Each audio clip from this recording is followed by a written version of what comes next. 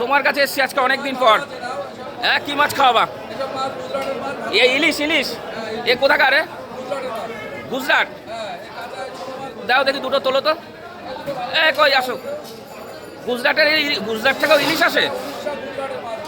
Test হবে দেখে তো মনে হচ্ছে ভালো। মাছ দেখে ভালো লাগছে, কিন্তু টেস্ট হবে কিনা জানি না।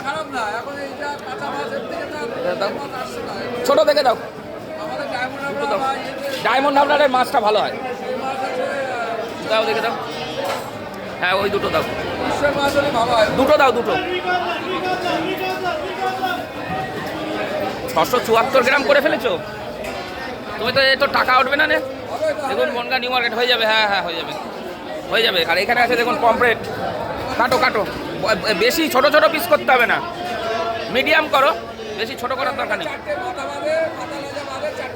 ঠিক আছে, করো।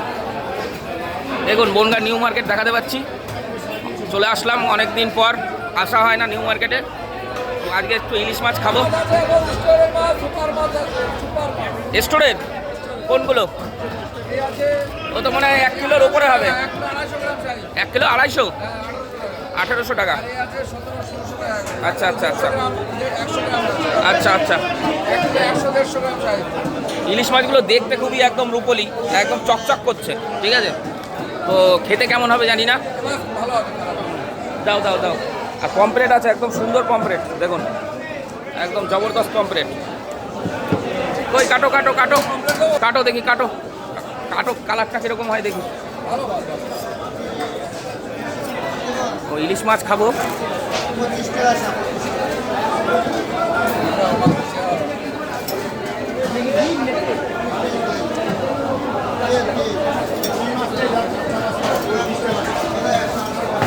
হ্যাঁ, আজকে একটুখানি লেজ ভর্তা খাবো, দেখি কেমন লাগে। হ্যাঁ, লেজ ভর্তা। দুটো মাছ নিয়েছি, লেজ ভর্তা হবে বন্ধুরা আজকে ইলিশের। এতদিন কাতলা মাছের ভর্তা খেলাম 2 দিন, এবার এর লেজ কুটে কাটা বার করে পেঁয়াজ দিয়ে মাখানো হবে। নাও কাটো।